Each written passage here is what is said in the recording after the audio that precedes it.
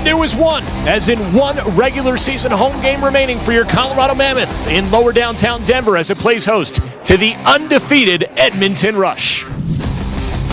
Hello, everybody. Welcome inside the building. Josh Gross and Andy Lindahl with you for Fan Appreciation Night. 8 home games in the books. This is number 9, the final of the 2014 campaign for the Mammoth. And Andy facing an Edmonton team that, again, undefeated. Colorado played them a week ago to a 1-goal contest, a game that was close, especially in that fourth quarter as Colorado pulled back. Yeah, the Edmonton defense had their way again. Defense wins championships. We'll see if that holds true for Edmonton. Colorado, though, we're hoping to change that. Maybe even tonight. They're going to need the crowd loud, energy in the building as you try to snap this undefeated streak for the Edmonton Rush, and the offense has to get going if it's going to happen. Yeah, the best start of any NLL team in history to the beginning of the campaign. You talk about Edmonton's defense. Colorado's defense as well was stingy. A 24-minute plus span without allowing a rush goal. The one that did go in from Curtis Knight knocks off Creighton Reed's stick. Dylan Ward plays a part in it as well as a caroms off the back goalpost. Colorado loses by 1. That was the difference. Well, look, the way Dylan Ward's been playing, you're going to have to get a tricky goal against him or an unlucky bounce because he's been fantastic. Any good defense starts with great goaltending, and that's what Colorado has got in the last few games out of Dylan Ward. He's been fantastic. The power play has improved under the new coaching staff. Again, 3 power play goals in the third quarter that got Colorado back in it against Edmonton up at Rexall Place on Saturday night. It's the Mammoth and the Rush. The opening face-off is straight ahead here on Altitude. Stay with us. It's Fan Appreciation Night from the loudest house in lacrosse. Hi, I'm Sammy with the Wild Bunch, and you're watching Mammoth Lacrosse on Altitude. Hi, I'm Tara with the Wild Bunch. The face-off is coming up next. Tonight's Colorado Mammoth telecast on Altitude Sports is being brought to you by Peak Kia. It's a great idea. Littleton, Colorado. And by American Furniture Warehouse.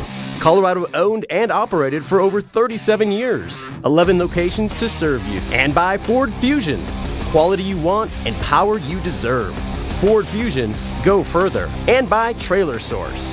Visit us today in Wheat Ridge or Erie and online at trailersourceinc.com. And by the all-wheel drive Toyota Highlander and your neighborhood Toyota stores. Highlander is the perfect SUV for your family's Colorado lifestyle. Welcome back to Pepsi Center Fan Appreciation Night as the undefeated Rush pays a visit to your Colorado Mammoth. Third-year forward Adam Jones is a tremendous player who's had himself quite a fantastic year, Andy. You know, and one of my favorite stories about Adam Jones didn't occur during a game. He was actually coaching my son during one of the junior Mammoth clinics, and he's kind of a tough coach. He doesn't allow for any screwing around, but you'll get a taste for what his personality is like here in this mic'd up session. Some sweet shoes you got there, Chet. Sticking with the team colors, I see, Chet. Good to see Creighton got his first haircut in a couple of years.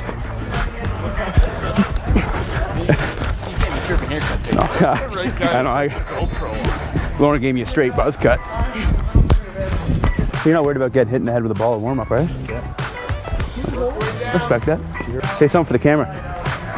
You a GoPro on? Yeah, say hi. That's dope. Hey. Yeah, see him right there. Cross there. That's nice, Jonesy. It's not bad. It's heavy. I like it.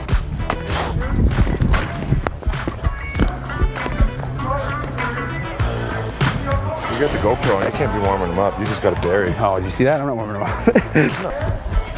Polly! Oh, that's pretty. Want to play for soda? Yeah, sure. Pepsi or Dr. Pepper? Sure. Root beer? Arnold Palmer. Oh, even better. A lot of sugar. Light on the lemonade. That might have to be a Saturday night, an Arnold Palmer. Hesitation. Yeah, with the GoPro on, it's gonna look like a bob. Look like a bob. pull a neck muscle with this GoPro on. Jones out 3 months, GoPro neck strain. Had a kick, Code! Woo! Yeah. Code's hot today. You ate your Wheaties this morning, eh, Code?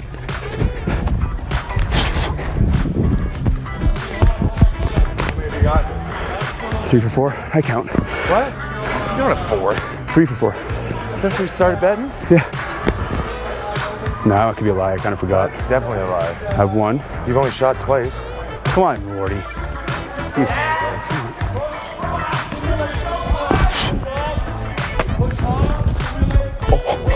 Wow! Yes! You covering up there? That gave me goosebumps. Ah, nice shot, Jones. Come on, I need one. 5-4, I want here. Got it. 5-4. Yes. I gotta stop. Moving around. Yeah, I'm up one now. Yeah. Yes. I like my Arnold Palmer extra large free refills. Westy, give us another one of your low to high. Just for this? Yeah. Oh, we'll be right Better behind. angle, get a little lower.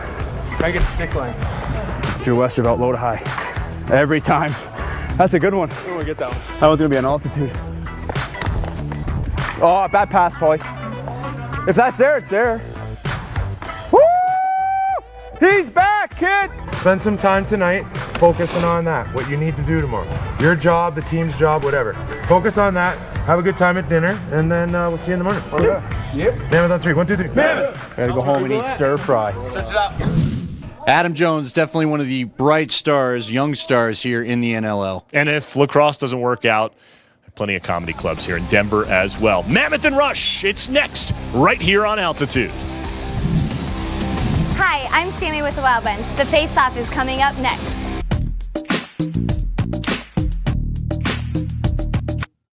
And welcome inside Pepsi Center, the Edmonton Rush, set to do battle with the Colorado Mammoth from the loudest house in lacrosse in lower downtown Denver, Colorado. The visiting Rush, 14-0. Willie B, the public address announcer, made a comment during intros. He said the Rush come in undefeated, and they leave with a loss. We'll see if it happens tonight. Cam Holding in the Mammoth white home uniforms. Edmonton in the spotted dark grays.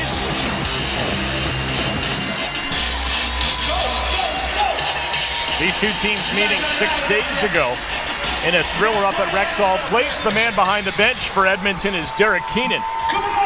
Really helps your winning percentage as a head coach when you have a season like he has thus far.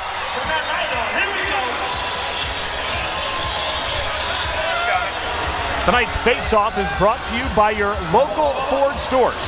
Visit thinkfordnow.com.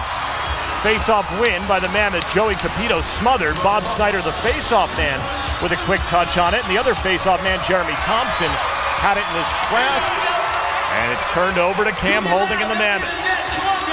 Flick back to Ethan Iannucci, who's seen time in the last month of the season and has played well. Really turned it on the last few. Pollock, just 1 second to shoot for the Mammoth and a shot clock violation against Colorado. Here's the break. In front, Dilks, and the first save of the night for Dylan Ward. Colorado 14-10 all time in the series. Creighton Reed goes right at Brett Metzke, pulls back for the offense, and Joel Delgarno. Career highs this season in assists and points, but hasn't had the scoring touch as much in 2014. Jones hacked, Delgarno bounce shot. It actually hit Matt McLeod before making its way to goal. Behind the goal, Jones tried a dunk shot, never got his stick turned. As it heads on over to Jeff Cornwall, we check in now with the third member of our broadcast crew, Harper Babbitt. Good evening, guys. I have your scratches for tonight, starting off with Edmonton Rush. 2 players out, number 72, transition player Adrian Sorichetti, and the number 87, forward Alex Turner. From our guys, Colorado Mammoth, we have number 10, defenseman Colton Clark, and number 88, transition player Jackson Decker. Back to you guys. Thanks, Harper. Loose ball from Corey Conway. They never reset the shot clock. A little bit strange. Definitely hit something. Looked like it hit Ward and a piece of the net, but never reset. It's Colorado ball with Iannucci 2 minutes in. So what do you read into the fact that Brody McDonald's in goal tonight? You had kind of called that, predicted I that. called it yesterday, actually, as John Grant gets his first touch. Edmonton plays tomorrow night, and an illegal screen called against Colorado with Ethan Iannucci. The Rush playing at Calgary tomorrow. Dilks in and a save by Ward. Ball loose behind. Edmonton has nothing to play for right now. Locked up a number 1 overall seed in the playoffs, other than the undefeated season. I think they figured it was smarter to give Aaron Bold a little bit of a breather, and it was either this game or the other. Now a break's going to happen. Cornwall looked like Colorado jumped early. The officials didn't see it, and it's simply an over and back against the Mammoth. How valued is that undefeated season? I think everybody's proud of going unblemished through a season, but as you said, you certainly hear about it more than football than anything else. It's really only matters if you raise the trophy at the end. Nobody cares about the pretty season if you're not raising the cup at the end of the season. Nearly turned over. Gallant shovels at it. It's kicked to Dylan Ward and a turnover. But they say Colorado had possession to kick it in. And a turnover by the Mammoth deep in its own end for Edmonton gaining another possession. You know, there's only 20 guys on a roster and 18 dress. 17 of them play in a game, and if the starting goalie doesn't play well, all 18 do. Shot is wide from Zach Greer, hacked by Joey Capito. Ball loose. Capito can't handle a loose ball, and because the Mammoth touched it, it's not an over and back. So the only thing you can do, if you say, undefeated's not as important, shot knocked down by Capito, we've said his name a lot in the first 3.5, is start your backup goaltender. Here we go. Well, I'm curious to see how this decision plays out as Holding moves it into the offensive zone. Gets it back for Westerveld to score. 3:42 into the game, 1-0 Mammoth. That's a great way for a give and go to play out as Cam Holding finishes the job. Just a nice job of passing and moving. Right there. Gets in front of his defender and a little late was the defender to catch up in that one. That's LaFontaine. Could not gain the ground back and gave up on Holding after the initial bump. Really didn't do much. Holding saw the lane and a good job of exploiting it. For Holding, his 4th goal on the season, which ties a career high. He also tied a career high just now in loose ball on the defensive end. The assist to Westerveld. Colorado played a good first quarter at Rexall Place, led 4-3, and it kind of had all the makings of an upset. A goal from Bob Snyder, his 2nd on the year. A goal from Dan Coates at the restraining line he shot from. That's what it takes sometimes to beat the unbeaten. But Colorado ultimately with just a fluke play at the end that you saw in the intros that cost them. Here's Jones. Shot scored! Iannucci to Jones. It's 2-0 Colorado. Boy, and the shoulder looks okay there. He just cranked that one. A little bit of traffic in front of McDonald. Well, that thing was a laser. You get a look at the replay. Iannucci sees Jones, and Jones decides. Jones saw that his defender was hung up in the pick, and he made a quick decision that I'm firing this ball.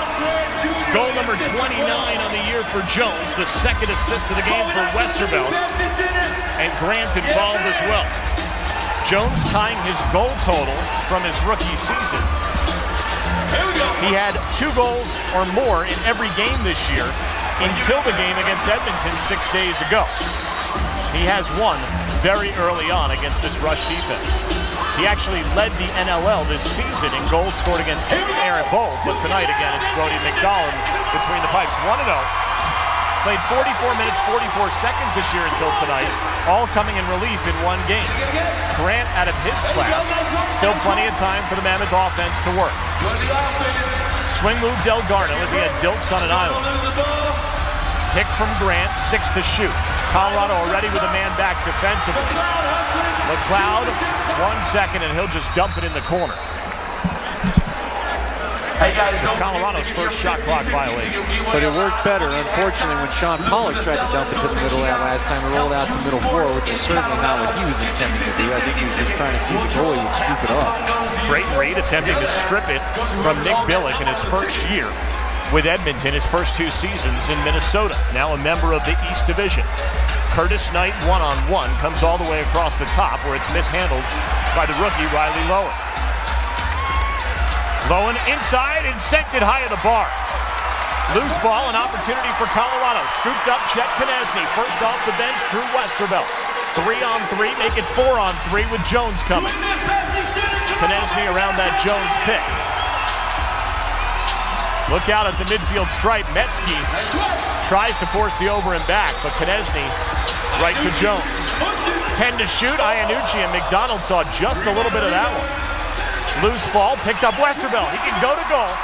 The defense closes with John Lynch, but a fresh shot block for Colorado as Matt McLeod comes up.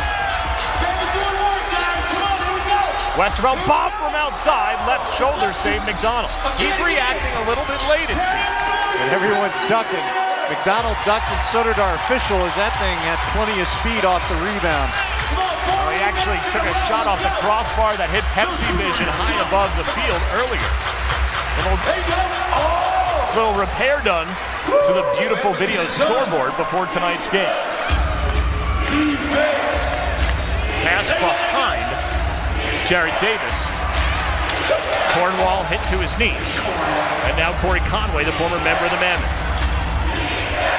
9 goals, 26 assists in his one season in the Burgundy. Across to Conway, and the defense closes. Tough catch, good save by Dylan Ward. Didn't bite on the Lowen in-tight shot. Great effort by Lowen just to get it off. He had to react quickly, but better effort by Ward to be where he needed to be and not keep it an easy shot. And Colorado's defense playing well right now. Notice Grant switched to the white shoes a week ago. Takes a shot after a swing move. And McDonald easily has that one. Good energy in this building. Well, and you know who really exemplified that for me earlier was Ethan Iannucci. Ethan Iannucci really showing some confidence out there. You can tell he's not thinking about that knee anymore when he plays. Right to the goaltender. 3rd overall pick. And ahead to Reed. Showing off the wheels. The trail man Jones, he scored from there once. This time McDonald with the chicken wing. Iannucci trouble with the loose ball in front of Cornwall, but picks it up. Dumps in the direction of Jones, and it ends up just being a turnover to Kyle Rubish. Rubish, 4th-year man, 537 loose balls in his career. He was the 2013 NLL Defensive Player of the Year. Church tries to cut on the backside, and a save by Dylan Ward that'll take us to our first timeout.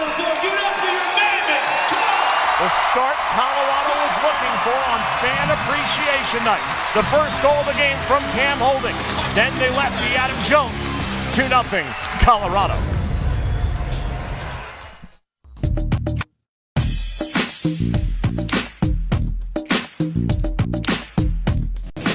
Back at Pepsi Center on Fan Appreciation Night, the Mammoth giving its fans plenty to cheer about in the first 7 minutes. 51 seconds, 2-0 Colorado.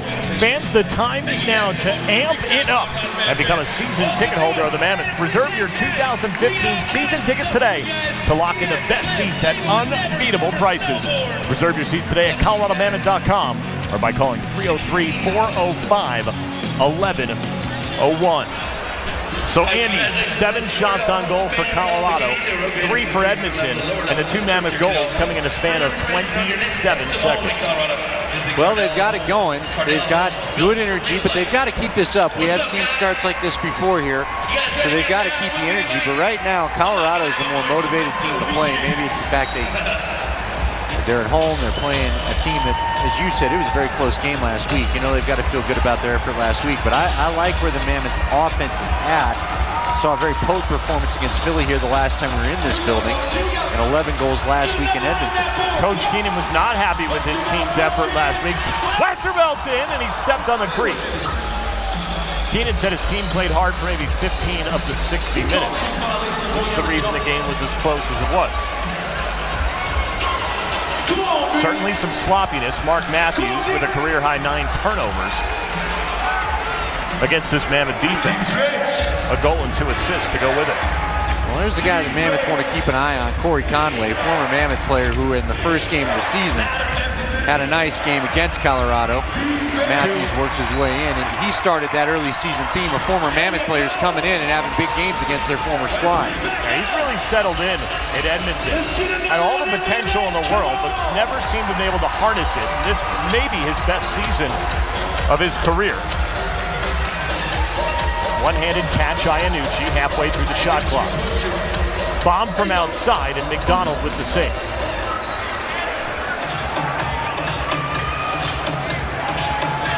John LaFontaine ahead of the timeline to Robert Church. Church, the 5th overall pick this past year, and that Matthews shot well high of the goal and behind the net. Now Ward ahead to Nick Carlson. Made his Mammoth 2014 debut last weekend, and this is his first time in a Colorado home uniform since he left the team a few years ago.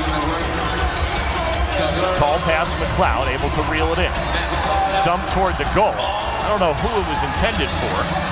And turned over. Now Delgarno. He's got two men on his back, past two white jerseys in front, and Grant comes up with it and scores. How did that happen? I thought Matt McLeod had the ball. That's just it. That was almost a version of the hidden ball trick, except the goalie had to guess who caught it. So did we. Yeah, I couldn't tell who snagged it. McLeod put his stick out there, clearly thinking he was receiving the pass, and Junior just was a little selfish, and it paid off. Well, the assist goes to Delgarno, so he extends his career high. For Junior, it's his 24th and 596th of his career. But good hustle by the Mammoth. That was born out of a broken play where I think McLeod thought Pollock was going to pick and roll. He never rolled, and McLeod dumped it to the open turf. But the Mammoth didn't give up on the play. And then Junior fell down, got up, stole the ball, and scored a goal. Bit of a garbage goal, if you want to call it that. There was one last week where Adam Jones simply picked off the pass from the defender in the crease and shot on Aaron Bold when the goaltender wasn't even in a crouching position, and got his lone goal of the game that way. Davis's shot, good defensive check up on his elbow. It sends it up into the screen, and Colorado with a 3-0 lead. The fans back to their feet, applauding on Dan Coates and the Mammoth. John Grant, right place, right time. No, Matt McLeod, it's my ball. 3-0 Mammoth.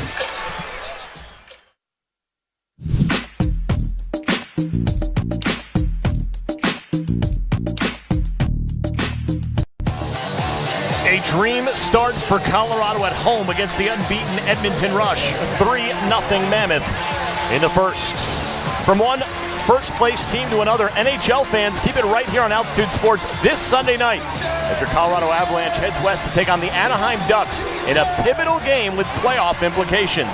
Peter McNabb gets things kicked off at 5:30 p.m. with the pregame show, followed by the game at 6 p.m. right here on Altitude Sports, your HD home for the Avalanche. How about the Colorado Avalanche What a last turnaround. night getting a huge win in San Jose, and now they play in San Jose tonight and after winning Vancouver. Just fantastic. Iannucci hit one off the post. And I think the Coach of the Year award's been locked up in the NHL.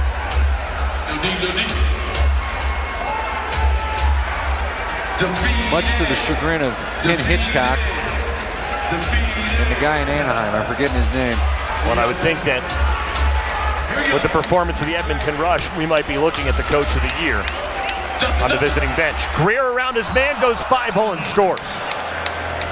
Caught Gallant on a bit of an island. Coates couldn't get there quickly enough, and Edmonton breaks through 11:06 into the game. Now, that was a nice individual effort right there for Edmonton. You'll see it here. Big fake.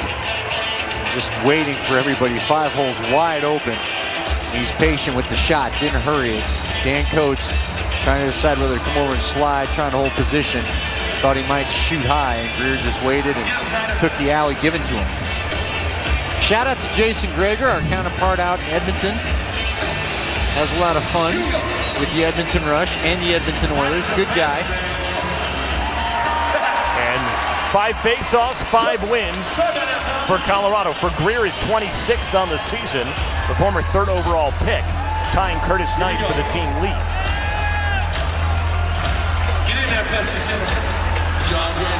Grant is surrounded, gives up to Delgarno, 8 seconds on the timer. McLeod from the outside, right there, Adam Jones. Fresh shot clock. Another chance on a turnover from the defense at its own end. Jones in front, shoots, and waited maybe, 2 or 3 too many fakes. Brody McDonald bit, and the goal was half open. I'll say this, by the time he did shoot, I think he had McDonald where he wanted him to be. He just couldn't finish the shot.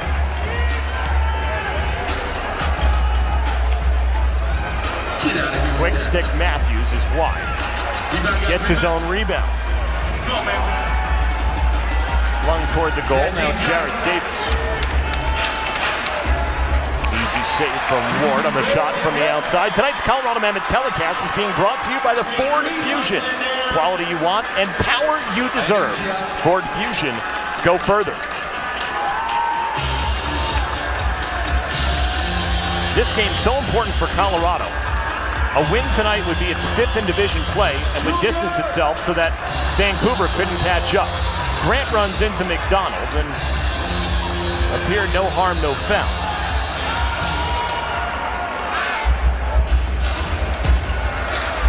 Church shot, and Dylan Ward, rookie to rookie, gets just enough. Now a 3-on-4.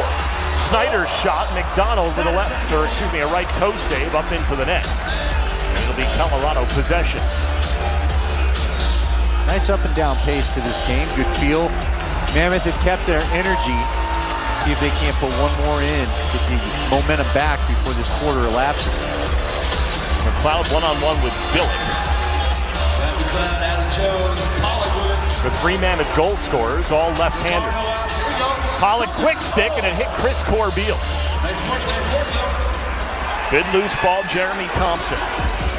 And he's looking straight at the goal. Cut off, and the pass from Thompson is high, and Adam Jones, who hustled back with a nice loose ball.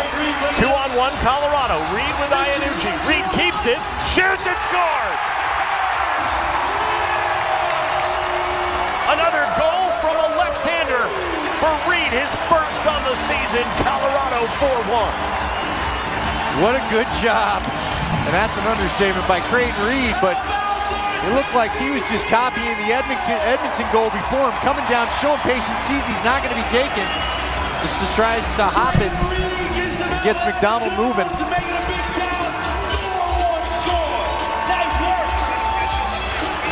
You know, Andy, we talked about how Colorado got goals from unexpected sources in the first quarter last week. It does again in Creighton Reed, and Adam Jones with the assist. That is the 200th point of his career. Well, and you get unexpected goals from players that maybe you aren't counting on them from when you get transition opportunities. It opens up the floor, it gets them that one-on-one matchup. In that case, it was Reed with the goal.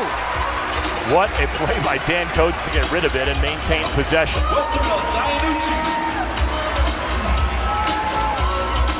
Calgary has locked up the 2 seed in the West, so the question is, will it be Colorado or Vancouver against the Roughnecks from the Saddle Dome? Grant from the outside and McDonald with the save. A couple of white jerseys, 3 gray, and a loose ball push against the Rush. Iannucci needs a breather. Colorado likely with its last possession of the first quarter. Last man on, Pollock.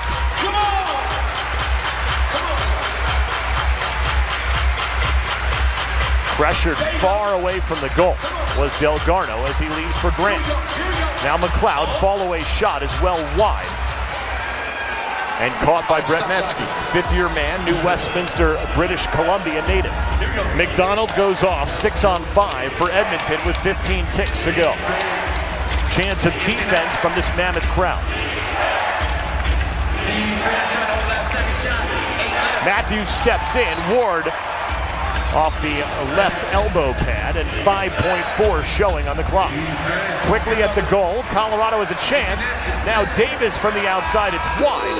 And what a first 15 minutes, maybe the best quarter that Colorado has played offensively and defensively all season as the Mammoth leads the unbeaten Rush 4-1 after the first. Adam Jones had one from the outside. Dylan Ward's been sensational in goal. Grant with McLeod right near him. Colorado with the first quarter they could only dream of. Welcome back to Pepsi Center on this Friday evening. We are just heading into the second quarter now. Colorado Mammoth lead Edmonton Rush 4-1. Joining me here is Mr. Creighton Reed. Creighton, rounding out that first quarter there, you had one of the goals. The energy in here is kind of intense on the bench. It's really positive, fan appreciation night. You guys face Edmonton on Saturday. What happened this week that you guys came out here just and unleashed in the first quarter? Yeah, I think we just had great preparation from the start of the day. Losing a 1-goal game to them last week obviously left a bad taste in our mouth, so everyone came prepared to take care of business, but it's one quarter. We got to keep going here. Last home game of the season. What's the biggest focus for tonight to get that win? Pardon me? What's the biggest focus for tonight to get that win? We just got to keep out working them. They're a young team. They run hard each way. we can't get transitioned on, and we got to run the ball floor hard. The rest will take care of itself. And it is the last home game of the season, Fan Appreciation Night. Anything you want to say to your fans here? Yeah, the fans of Colorado are the best in the league by a mile. They're phenomenal, and every guy on this bench greatly appreciates it. Thank you, Creighton. Let's get that win for him. Thank you. Back to you guys. Nice step, Joey Capito. Creighton Reed speaks for all 20 men on that bench. And that is staff. Look out. Turnover. Now Greer. That shot is wide, and Coates with a loose ball. Look out, Joey Capito. Way to spin off his man, Jared Davis. The first face-off win for Edmonton comes in the second quarter. The Mammoth had won its first 6. They're also winning the loose ball battle. I don't know that there's much Colorado isn't winning right now. They're winning the scoreboard, but they've got to get ready to match this energy. You can already tell by that first offensive possession that Edmonton's got their energy up and probably got an earful from the coach.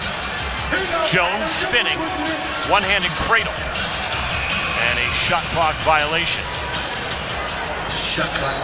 Adam Jones has gotten himself such a reputation for being able to take the ball away that the defender sees him covering him and says, I got to get it to somebody else just to clear the floor. Matthews bulldodges in on Grant. On Galan, bounce shot from up top is Church. It's 4-2. There it is. Energy pays off. Good physical play that time by Matthews. Now, he didn't get the pass all the way to his teammate, but got it over there and made it pay off. 15th goal on the year for the Coquitlam, British Columbia native who actually played college lacrosse in the States at Drexel. Church was available when Colorado selected Dylan Ward. Goaltender becomes potentially a solidifying factor on the back end for a decade. Taking nothing away from Robert Church, but Colorado opted for a goaltender, and boy, has it paid off with the sensational play of Dylan Ward. And I know there were some Mammoth fans that I saw on social media that asked the question of how this defense play so well, according to Pat Coyle, one of the coaches, if it gave up 12 goals. Well, if you saw that second half last week, it was a lot to be excited about. Greer around the screen, it's up in the stands, and a nice catch in the second row. And Colorado's coming out. They've got to create their own opportunities tonight. They've got to be the team, and so far it has been a shooting gallery down on the Edmonton end of the floor. They've got to keep that up. Good look. Pass from Iannucci just out of the reach. Now out of the reach of Grant. Metsky juggles it. Running. Swings over to Cornwall. It's off the boards. And a one-handed scoop from Cam Holden. You can see the field skills there on the cradle. Hey, you've got to be excited about what Cam Holden can turn into for you. He's a big physical player. Jones, the rebound off the boards. Pressure comes from Chris Corbeil. Behind the back to Grant, 8 to shoot. Grant inside, McDonald save. And it ends up back with the fourth-year man. Holding is like a lot of these guys. We're starting to see him come into his own a little bit. Ethan Iannucci is another guy. Now, we knew what he was before the knee injury, but everybody's got to walk that hill and get back to the top of their confidence again. He's showing some of that tonight. Just lively legs. Big shot by Matthews there. Matthews has got a bomb of a shot, but he's got to start hopping a few of those. Capito in transition. McDonald knocks it away. Mark Matthews had 5 goals on January 11th against Colorado. He had 4 6 days later. In the 11 games since, Andy, he's had 0 hat tricks.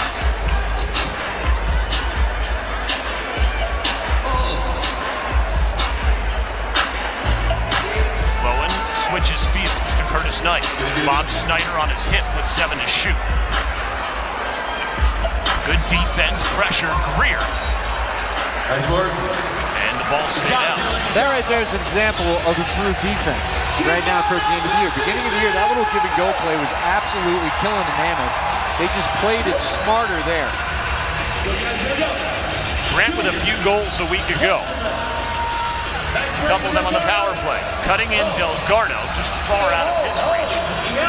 And the first penalty of the game against Edmonton. It's a hold on Nick Billick. That works out big time for Colorado, not just because they get the penalty, but because John Grant Jr. had vacated to get back and play some D, and he said that's not his favorite position to get caught in anymore. Billick's 46th penalty minute on the year. He leads the team. That's a clear. There's the grab. There's the hold. It was easy to see. play was 3 for 3 last week. It's above 60% since the new coaching staff came in. The wizardry of Chris Gill and Dan Struve. Grant from the outside scores, and there's a Mammoth player down in front. Grant's second on the game, a power play goal. He extends his league lead, 13 now. It's 5-2. Another hot shot bites McDonald like a mosquito there, and we'll watch it again. Just a little skipper, and he can't find it. The man down was Adam Jones, so we'll watch him. It looks like he's okay. Now, did they get a second one on there? Nope, they didn't. The Mammoth were looking for it. Yeah. Third assist for Westervelt. Iannucci gets the first assist on the goal. 5 goals for the Mammoth, 5 by left-handers. Grant is the first multi-goal scorer. Matthews in the lane. Crane Reed cuts him off. Now turns it over to Matthews, gets it back. Matthews, the cutter, Greer, spin, shot, and Ward with a nice save. Couple of fans with the bow, we're not worthy. Towards the rookie. Look at the replay in the top left. 5 is top right. Grant held, shoots, McDonald. Read it, going low. Nice play by Junior, though. Good job protecting the stick. And they did get a penalty on Edmonton. They got Chris Corbeil, who was covering John Grant. The trail official's the one who made the call. The Mammoth will go back on the power play on the other side of the break. It's Kyle Rubish who's the guilty party. The Shock Top ladies in the hot tub loving the energy inside the loudest house. The power play actually started for Colorado with a 5-2 lead. And now the officials are taking a break. It should have been taken before when the power play was established and the penalty was called.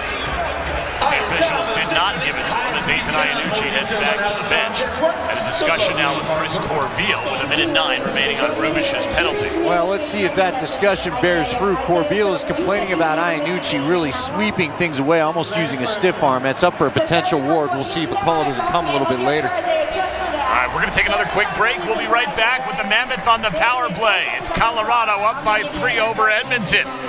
5-on-4 advantage when we return. What I didn't realize it was going to turn.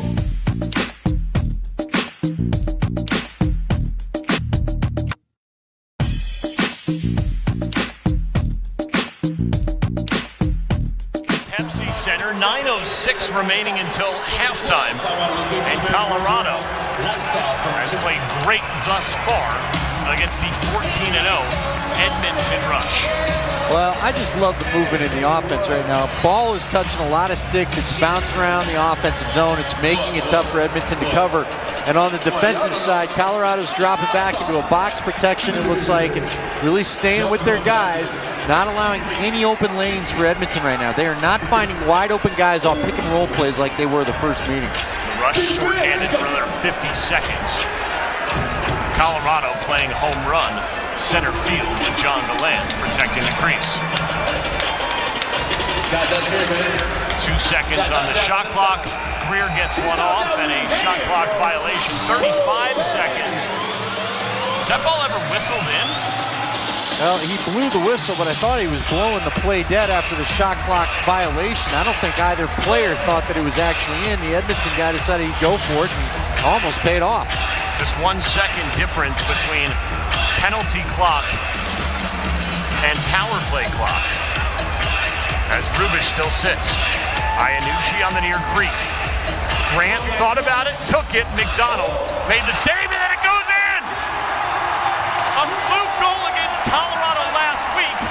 That one goes in as a fluke goal against Edmonton for Grant. 36 goals on the season, a first half hat trick, and now 36 goals or more in 13 of 14 NLL seasons.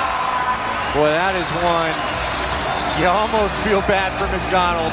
He's got it located. He just can't seem to corral it. And it bounces off the wrong piece of equipment and in. And John Grant Jr. saw the quick grin before he put his head down. He'll take it. He will take it. Sometimes when you're one of the all-time greats, you get those things to go your way. Iannucci with another assist. Maybe Brody McDonald should get one also. Well, look, you get the spin off the turf, and it's not just going to sit down for you. Was it credited a power play goal? I believe it should have been. Now Jones one-on-one with Jeremy Thompson. McDonald off the right hand. Question I have, and Brody McDonald has been peppered for sure, but is there any chance that Aaron Bull plays in this game? If your expectation, I would assume, is that Bull's your guy next week. Conway cutting across. Greer, nice pass. What a save from Dylan Ward. Mark Matthews, highway robbery from number 45. Look out, Dan Coates. Got to get it across, behind the back pass, and a nice scoop from Drew Westervelt. Double team comes. Westervelt too big, too strong at 6'5", 238. Who's going to get there? Iannucci with 10 seconds on the timer. Westervelt to nobody in particular, in Colorado already with a man back in Creighton Reed. Well, one thing Colorado learned is getting a defender back late in the shot clock against this team that likes to sprint. And Westervelt was looking for a Delgarno cut that just didn't come. He read it, Delgarno started that direction, stopped, and by that point it was too late for Westervelt to pull the ball back. Shot denied. Lowen finds Dylan Ward. Church, who has one of 2 Edmonton goals this evening. Matthews feed across to Conway. A lot of time for Edmonton to work with on this possession, and the shot ripped high from Corey Conway. He finds Twine. It's the 3rd of the evening for the visitors. I like that. He marches back to the bench. We said it. He had a big game here in the opener against his former squad, and gets a goal here tonight. We'll see if it leads to anything.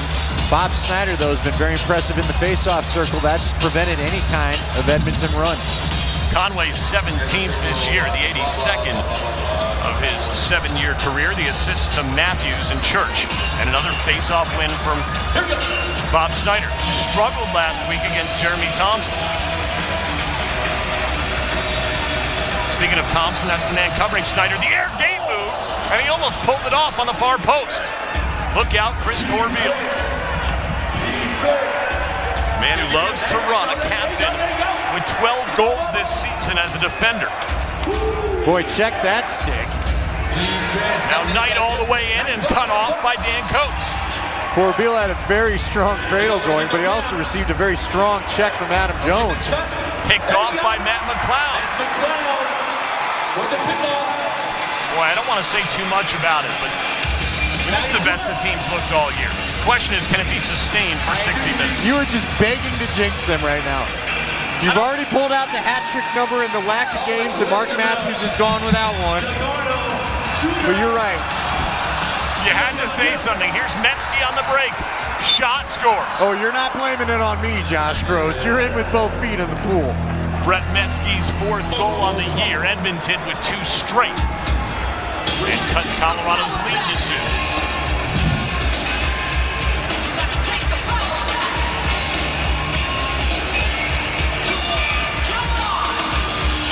The nice, almost like a penalty shot from Metsky. Ward starts going low, wanted to commit low, and Metsky had all the time in the world to get the goalie where he wanted to before placing the shot. 1 goal from him for every letter in the alphabet in his 5-year career.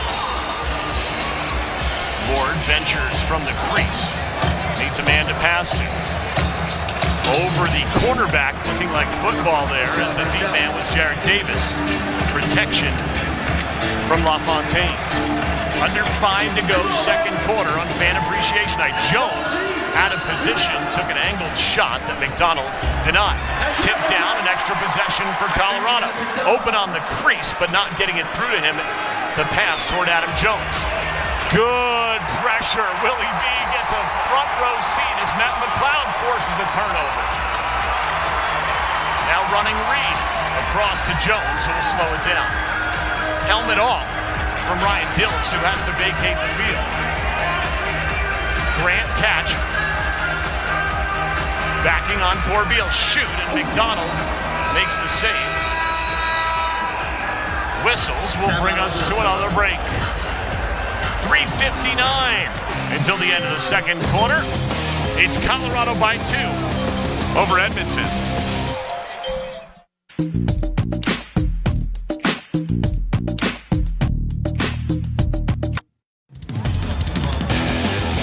Second quarter, we're back at Pepsi Center with Colorado leading Edmonton by 2. Hey, Mammoth fans, be sure to tune into Altitude on Sunday, April 20th, as your Colorado Mammoth heads to Minnesota to take on the Swarm. This game could have serious playoff implications, so don't miss all the hard-hitting action starting at 10 p.m. That's Sunday, April 20th, right here on Altitude. Edmonton will vacate Brody McDonald just to get itself a free clear. The goal is empty. Colorado +9 in shots on goal, 26-17. Has won 9 of 12 faceoffs. And the saves heavily in favor of the Rush goaltender Brody McDonald. He's also faced many more shots. And Mark Matthews, top far post at 6'5", a 3-goal run for Edmonton. Well, this is where the Mammoth got to step up, put it into this right now. Don't let them carry the momentum into the half. Colorado's played such a good half.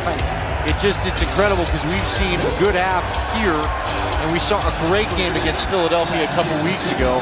And that was one where you keep thinking the Mammoth won the way that you remember the game going, and you got to remind yourself they didn't.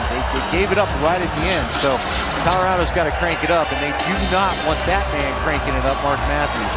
A goal and 2 assists, matching his total from last week. Look out, ball actually hits off near Joel Rather, the strength and conditioning coach, and it's credited to the men in white. We'll play with it later.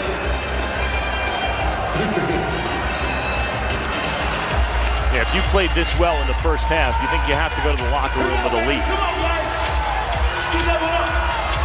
The lead behind for Pollock.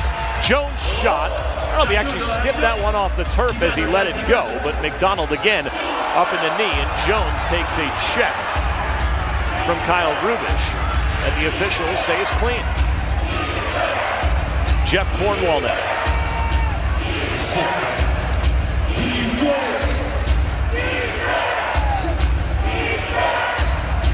Conway and the right-hander Knight playing catch. Conway shoots over the top. His shooting percentage coming into the game, .222. The forwards overall on Edmonton shooting .168.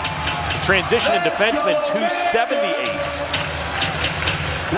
So they convert more than 1 out of 4 times. Obviously, transition and defenders, when they shoot, you tend to think that it's more in transition opportunities. The numbers make sense, but it just goes to show how dangerous Edmonton is when it runs.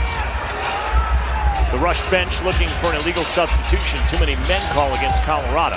Nothing of the sort from the Zebras.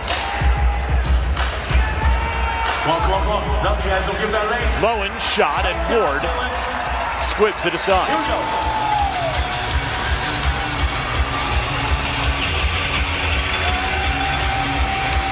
Coates, Capito shot, and that one right into the Rush logo on McDonald's chest. Wide open down the floor. Good catch. Doesn't shoot yet, and Knight has 2 men come on him, still staying with it. Good defense from Konechny and Ball to tag team the ball handler.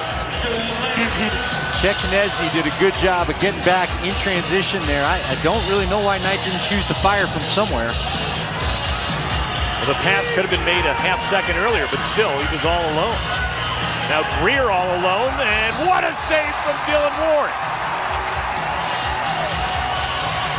He's had 2 spectacular saves here in the first half. Get another look. Staying with it and shifting to the far post. Grant 3 already. Jones has 1 himself. Double team. Ball down on the turf. Grant trying to shovel it out. John Lintz, number 6 there for Edmonton, with an even minute to go in the first. Colorado slowly back defensively. Brody McDonald goes halfway. What a move by Knight, shiftiness, and a save by Ward. 15-second differential between game clock and shot clock, so McDonald will stay. Colorado, if it regains possession, can call timeout. To Lowen and staying with it, Dylan Ward. The Mammoth should call timeout. Stroop asks for it from the bench and gets it. Game clock ran all the way from 23 seconds down to 19 without being stopped. But the shot clock is turned off. Colorado going 6-on-5 is not going to shoot until 3, 2, or 1, you'd think. Well, they just want to get the last shot. I wouldn't have necessarily had an issue if they just got the play they wanted and went after him. I mean, they've been so good with the flow. We'll see if the set play gets them what they want as well. But Colorado has played a good offensive half. Now, it'd be good to get one more in there before you go into the locker room. But overall, I feel like we said at the end of the Philly first half, that was their best first half of the year. This may top that. But unfortunately, again, we're talking about two games where you talk about their best this and that, and it's still a tight game when you get to the half. Right. Take a look at the West standings once again. Edmonton has clinched the #1 overall seed. Calgary has locked in at the 2, so will host either Colorado or Vancouver in the West semifinal. Edmonton then waits for the victory. First round is 1 game. After that, it's 2 games, each team with a home game, with the higher seed hosting game number 2. And then a 10-minute mini game. If the games are tied 1 apiece in the series, that 10-minute mini game will count as a game in and of itself and determine who moves on.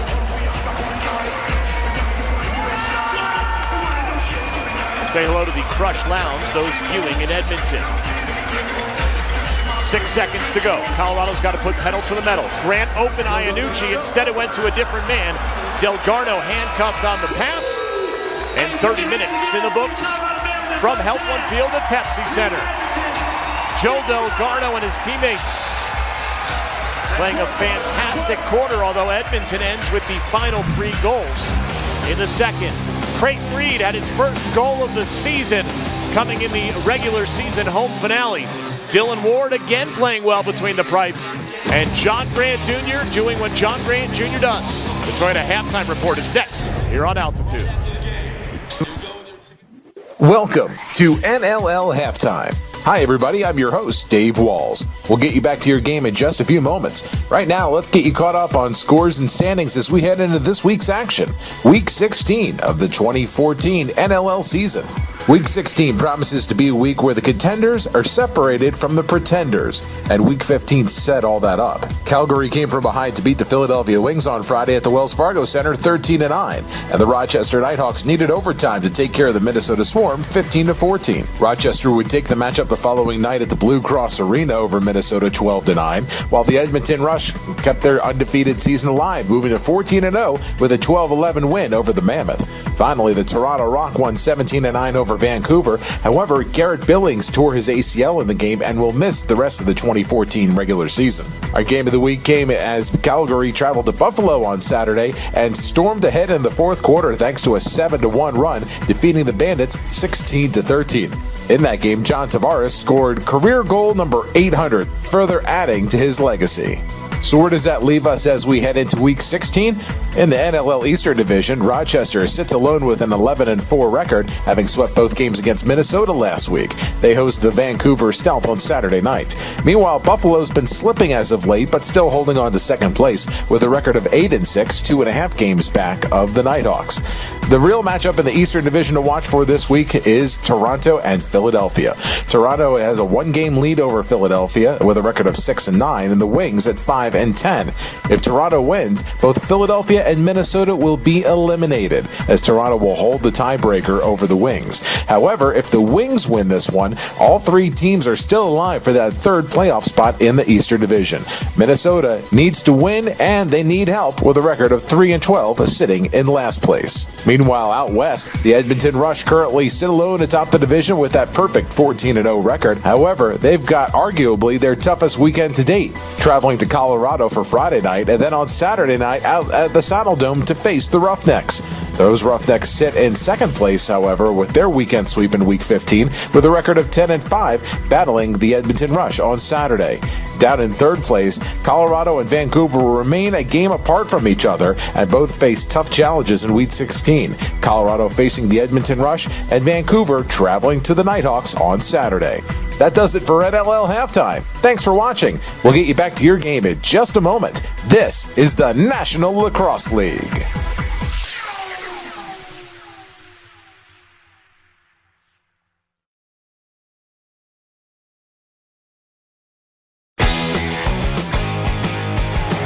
Gives it to Keogh. He shoots and scores. Stephen Keogh, right where he left off yesterday, it's 1-0. Grant Trundle in, ball trick right in front to Jones. He stopped right on the doorstep, and it stays out. It's Corbeil and Rubish, and now they turn it over, scores. Kyle Rubish had his pass intercepted, and Bold wasn't aware, and Jones fires it home, something you don't see very often from Rubish. In the third. Here's Tet straight to the goal. Diving shot, scores! Reese Stutz goes airborne and gives it to Chapman right after the goal. They're checking it's Campbell. But a highlight reel goal from Reese Stutz. Yeah, he's made some real nice saves. Real nice goal there by Johnny Palace. He just drove down the middle. Got a nice pass there by Stephen Keogh. As Poulin makes the save on Thornberry, who comes right back around and he scores! Thornberry gets airborne to beat Poulin for the Roughnecks. Back come the Bandits. Finesse at the top. There's Taveras, and there is number 800 in his brilliant career. The living legend does it again. Buffalo up by 3. Ford will head to the bench, extra attacker on, a minute to go. Westerveld down low in the crease, Inucci scores! He wrung it right around the goalpost, and it's a 1-goal game with 58 seconds to go. Roughnecks have had problems all night on their bench play, getting clean line changes. Behind the back bounce shot for Dane Doby, he scores! Nobody saw it coming, and Doby catches the wing, snoozing. Making a double. Here's Doyle around the screen, lowers in the shoulder, inside, still spinning is Doyle, and he scores. What a goal from Colin Doyle.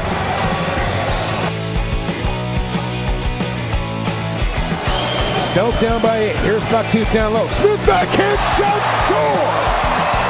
Hello from Chris Smith as he goes over the shoulder, and it's 12-5.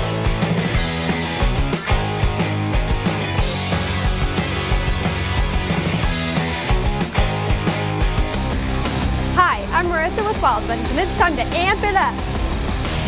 Welcome back to the Toyota Halftime Report. Todd Romero here in the Altitude Studios through 2 quarters of play between Edmonton and Colorado. It is time now to take a peek at the Peak Kia upcoming Mammoth TV schedule. Saturday, April 19th, Colorado at the Minnesota Swarm. That game will air April 20th at 10 p.m. Saturday, April 26th, the Mammoth at the Philadelphia Wings. That airs April 27th at 10 p.m.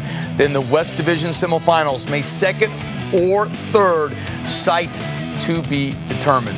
It is time for a break, but when we come back, we'll get you back to the Loud House with Josh and Andy. Tonight's Colorado Mammoth telecast on Altitude Sports is being brought to you by Peak Kia. It's a great idea in Littleton, Colorado. And by American Furniture Warehouse. Colorado owned and operated for over 37 years, 11 locations to serve you. And by the all-wheel drive Toyota Highlander and your neighborhood Toyota stores. Highlander is the perfect SUV for your family's Colorado lifestyle.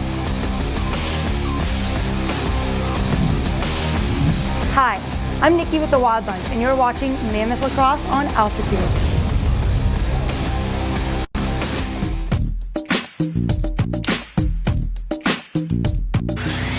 Welcome back to Pepsi Center and the Toyota Halftime Report presented by your neighborhood Toyota stores. Colorado leads Edmonton 6-5. And Andy, a great first half for Colorado, but 3 goals from Edmonton in a 2-minute, 19-second stretch that got the Rush right back into it. Yeah, and it's, again, another story about how the Mammoth dominated, but as you said, that little run towards the end has them just within 1, so Colorado's got to come back out, keep the energy high. Now time to take a look at the highlights and stats of the first half brought to us by our friends at American Furniture Warehouse. John Grant Jr., not 1, not 2, but 3 goals. That one, of course, a lucky one on Brody McDonald. Not as lucky when you get that funky spin that he gets on there, but what a shock. Dylan Ward's the story of the game. It seems like he's been the story of the last 2 months. Again, turning away Edmonton shots, but they did start to solve them a little bit at the end of that first half. Hopefully they can keep it going and he can continue to dominate them. The American Furniture Warehouse halftime stats, face-offs heavily in favor of Colorado, and the Mammoth has yet to commit a penalty. Yet to commit a penalty, but look at that loose ball number, 32-30. The Mammoth had a more commanding lead at the end of the first quarter. Got to get back to winning those loose balls. Colorado and Edmonton. Again, the Rush is undefeated. Colorado, this win would be huge in the West Division playoff standings. Thanks for watching the Toyota Halftime Report presented by your neighborhood Toyota stores. The second half is all yours. Next, right here on Altitude Sports. In lacrosse, live from Denver, Colorado, you're watching Mammoth Lacrosse on Altitude Sports. Alongside Andy Lindhall and Harper Babbitt, I'm Josh Gross. As Colorado owns a 1-goal cushion heading into the second half of action. Well, we'll see if the boys can get the same energy going that they had going before, because it was electric in here, especially in the first quarter. Been a lot of fun to watch. Another good game the fans have been treated to here at Pepsi Center, and that's kind of been the theme at least the last 3 games. And it's good when you watch teams move the ball, and I don't know, it's just been fun to watch. Heading into tonight's action, Dane Doby atop the NLL in goals. Junior tied for 4th, and John Grant Jr. 4th as well in points. Having himself a nice ball game thus far, as he adds to those career totals. Tonight's face-off is brought to you by your local Ford stores. Visit thinkfordnow.com. Another face-off win for the Mammoth. It is Fan Appreciation Night from Pepsi Center. Holding off Westervelt on. Bounce pass dangerous that Delgarno has. 10 on the timer for the Mammoth on its first possession of the third, and Delgarno was pressured from Chris Corbeil. He can't touch it, and did as he ran through the crease.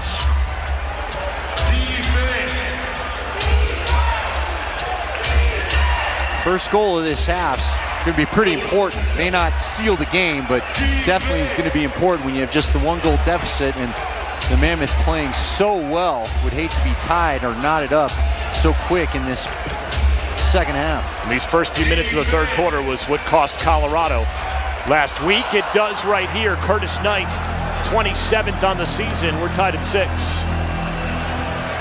Not like that.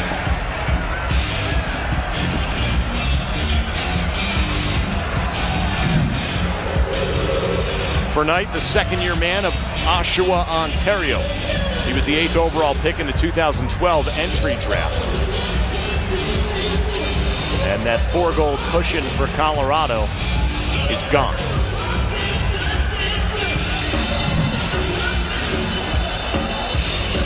No challenges from the teams in the first half. And a procedure violation against Jeremy Thompson gives Colorado another possession. Snyder, the face-off man, to Adam Jones, who had 1 goal in the first quarter. Ethan Iannucci on the cover of the Game Day program floats one in toward the goal, where it's backed up by Adam Jones on the near boards. Now McLeod, his first cousin, 5 seconds to shoot. Good pressure from Ryan Dilks, and he flips into the corner. As we introduce Lola Black, performing tonight after the game on Help One Field. A turnover from Colorado forced by Dan Coates. Lola, how excited are you? You were in the suite a couple games ago, and now you get a chance to play on this field as Drew Westervelt scores. Good luck charm is Lola back. Westervelt's first on the evening. Colorado regains the lead. So Lola, how excited are you? These guys are putting on a show, and then you get to rock the house. I'm so thrilled. I feel so blessed that we get to play Pepsi Center. We're all excited. We're bringing our A game, and hopefully we're Mammoth's lucky charm. Let's keep it that way. Well, you were the lucky charm 2 weeks ago, and that unfortunate loss to Philadelphia in the final minute of that game.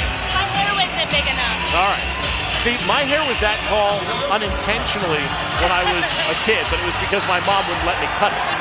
I had the huge fro. It came in all ways. But yours looks much better than mine ever did. The bigger the hair, the better the Mammoth plays. Is that the, well, I maybe. Bet you. I bet that's what it is. You know, a couple years ago, the Mammoth players started a fund to get me to grow the fro back, but it never got big enough that it was worthwhile. And my wife, who I value very much the relationship, I didn't want to jeopardize it with the fro. Bring it back. Save from Ward and a refresh of the shot clock. Colorado's first penalty of the game results in a 6-on-5 opportunity as McDonald is pulled. Chance of defense from the Mammoth crowd. Knight is open, sent it over the crossbar. Touched up by Konechny, and it'll be a man advantage. A hold by Colorado on Bob Snyder. So Lola, when you were approached about this opportunity, what immediately went through your mind? I thought they were lying. I'm like, this is some kind of sick joke. Who was punk? It wasn't April Fool's. It was way before then. No, it wasn't. It was way before that, but I thought I was being punked. But I'm like, well, you can't trick me. That's just cruel. But very, very, very excited. All of us are. It becomes a reality tonight. I know countless hours put in by you and your crew to prepare for this performance. You had a VIP meet and greet up on the club level before the game. Several hundred of your fans are in the building this evening. Very excited for the concert itself as Colorado's penalty kill, nearly the same number as Edmonton's power play success. Knight with the rebound, open on the crease. The window shuts quickly, and a crease violation against Zach Greer. Lola, have fun out there. Rock this building. Make it a blast. It's Fan Appreciation Night. 16,000, 17,000 get to enjoy your performance after the game. Absolutely. We'll make you proud. Go Mammoth. Find more about Lola Black online, lolablackmusic.com. You can also search on Facebook for Lola Black Music. It's all there, and enjoy the tunes. And for those of us here, we get a little entertainment following tonight's action. Shot from Pollock, Lola. Shot from Pollock hits off the post and a fresh shot clock. And we also have CD release party on the 26th at the Summit Music Hall, celebrating our new CD, Till Death Do Us Part. All right, well, that's the way I feel about the Mammoth, and I know people were going to remember this one until their death as well. Lola, thanks so much for stopping by. Enjoy the rest of the game, and then have fun on the field afterward. And that's Lola Black. Again, lolablackmusic.com. Another 25 seconds in the penalty to Snyder. Conway circles. Moving in, Matthews, he hit off the post. Ball down, it's covered up by the butterfly net of Dylan Ward as he throws the ball ahead. Matthews' stick got shoved by a Mammoth defender. And Colorado will be successful in its first penalty kill of the night. Westervelt from the outside, it's high and wide. Went for a little fancy catch and a fresh shot clock for Colorado. Over to McLeod, back to goal with LaFontaine. Got the boys out. Ricardo with his junior up. Grant around his man briefly, but Jeff Cornwall recovers, and a 30-second shot clock violation against Colorado. So I had planned to join in on that conversation with you, but as you can see, we couldn't get the headset on Lola's hair. It was a little big. Yeah, I saw her before the game started this evening, and I can't imagine how long it takes to get ready. Now Matthews off his own miss. Come on now, Josh. It takes you a bit to get ready, too. You don't put that kind of effort into your hair? Oh, I have to. Knight shot, and Dylan Ward went low and read it correctly. Can we put Lola's hair on your head? Is that possible? Can Wright do that with the CGI back there? I think Pepsi Vision certainly has the ability. They do crazy things here in the building with the video scoreboard. Pollock is pressured by Rubish. Now the double team comes. Adam Jones is the recipient. Pollock's not in the crease. Grant's shot, wow, that was lucky for Edmonton because it got tipped. That could have been really dangerous, and it could have been Grant's second fortunate one of the game. 20 seconds, one-on-one with Billy. To Jones. Good ball movement from Colorado. Too tall for Grant. Looking for the loose ball, but there's two dark jerseys. Grant pulls the defender down, and he's going to go to the penalty box for it. A bad penalty from John Grant Jr. will put Colorado a man down once again. 7-6 Mammoth, 8:44 to go in the third. Westervelt, bounce shot, hits up under the crossbar. The Mammoth by 1. Support the National Lacrosse League and show the world you're a fan with Team. Back at Pepsi Center, Colorado by 1, but Edmonton on its second power play of the third quarter. Lacrosse fans, tune into Altitude every Wednesday at 5 p.m. for Mammoth Magazine, your inside connection to the ins and outs of your favorite box lacrosse team. Join host Todd Romero with Aaron Slack every week for Wild Lunch spotlights, extensive game highlights, player profiles, and fitness tips from Captain John Grant Jr. Arizona, boys right here in Colorado. Edmonton 0 for 1 on that man advantage. It was Bob Snyder's penalty before. This time it's John Grant Jr. 2 shots on goal from the rush. It's first time around. Slipping Matthews. Church shot. And Dylan Ward covers up, puts the goalie stick behind his rear end to make sure it doesn't find a way through. Holding pressured from Robert Church.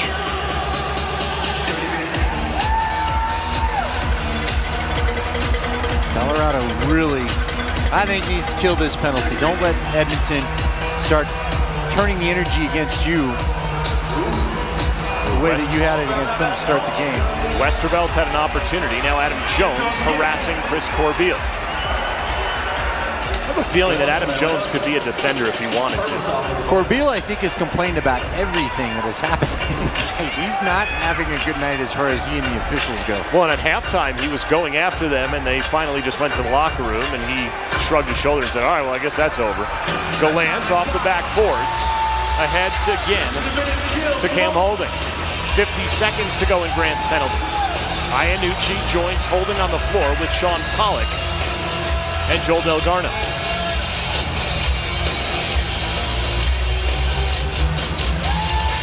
Delgarno, good look for Iannucci with 8 seconds on the shot clock, 33 in the 4-on-5. Bounce pass, McLeod, 2 to shoot.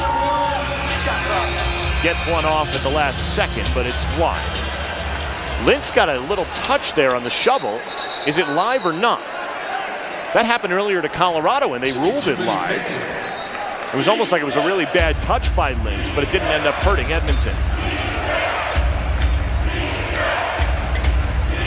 Finish off this penalty kill.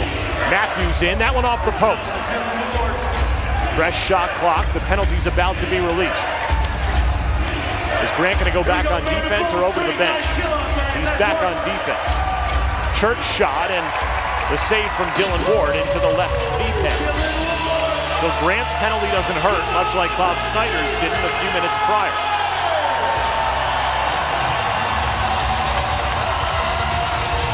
Iannucci quick stick shot. And Bold is in goal. Aaron Bold between the pipes here in the second half. Take it to him, boys, come on! Maybe that's the strategy, right? Split time on each night. Or it just was a matter you're in this game. You know, if Mammoth could have kept growing that lead instead of having it shrink, maybe this doesn't happen. You had wondered about that aloud after the rough start. Matthews around his man, just lost it out of his crease. It actually it actually hit up into the net as he fell in the crease. Come on, guys! Reed by the midfield stripe, pressured, and it forces an errant pass that Grant can't handle. Good pressure from Pollock on Kyle Rubish. And a nice clear from Edmonton.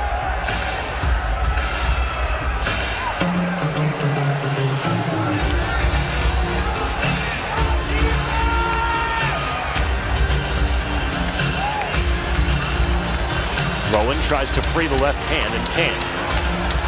Good ball movement, wide open in front, scores, tied at 7. Zach Greer with one little shifty dodge on the defender that was all alone on Dylan Ward. We have our second tie of the game. Well, you had mentioned it. It's ball movement right now. You can see Greer's been the problem for the Mammoth tonight as far as the tough offensive assignment. Just a nice move around Joey Capito, who was the one having the great game to start the game, at least a great quarter to start the game. And you know, Josh, I've got to tell you, I'm not even sure I see McDonald on the bench right now for Edmonton. Second of the night for Greer, Davis and Knight with assists. Yeah, I don't seem to see him down there either. I looked briefly a couple minutes ago and didn't see him, and I thought, that's strange. No face-off win yet for either team. Squirting, and it is a Colorado possession, which brings us to a timeout on the floor. The goaltenders will get its pads measured respectively. The ladies in the hot tub with front row seats to the game, and then the Lolo Black concert afterward.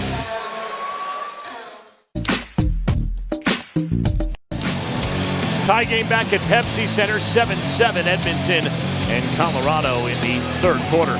Mammoth fans, the time is now to amp it up and become a season ticket holder. Reserve your 2015 Mammoth season tickets today to lock in the best seats at unbeatable prices. Reserve your tickets at coloradomammoth.com or by calling 303-405-1101. And Andy, as you mentioned during the break, Brody McDonald is not even out on the bench. So I wonder if something happened to him in the first half in the locker room. Who knows? But it's Aaron Bolt's game right now. And I don't know if that's good or bad news for the Mammoth. I mean, the Mammoth seemed to have a bead on what McDonald was doing and really was taking advantage of the lower shots on the crease. Grant tries it again, almost got a Pollock on the dive shot, nearly with the rebound finish. Hey, at least we've seen it before. At least we're ready for it now when Junior tries it, right? Yeah, so you'd have an explanation for it if it happens. That it's just Junior being Junior. He almost got Bold on that one, too. Yeah. That was close. He's done it twice now in the past two seasons. Now, the last one that we saw that left us both speechless kind of hopped a little farther out in the crease. That one had a little more of a direct line on it. Late in the shot clock and a late save by Dylan Ward. Tonight's Colorado Mammoth telecast is being brought to you by the all-new Escape. The smarter way to get there. Ford Escape. Go further.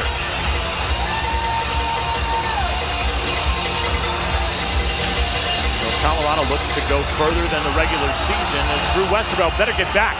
He shouldn't have gone off the floor. It leads to a breakaway for Dilch that Dylan Ward denies. Wow. Colorado got lucky because Westervelt should never have vacated the floor. He played so sharp and with such great emotion and energy to start the game. This has just not been the third quarter that you wanted. And Corbeil again. Now he trots down the floor with the official giving it to him. At some point, is enough enough? Well, and I'm not saying that Corbeil doesn't have a point on some of his arguments. I know there was one where I think maybe he had an argument, but after a while, you're right. Enough's enough, and you can't keep giving it to the ref because he's not going to give you a call. Crease violation on Matthews as his big 6'5", 230-pound frame stepped on the white line.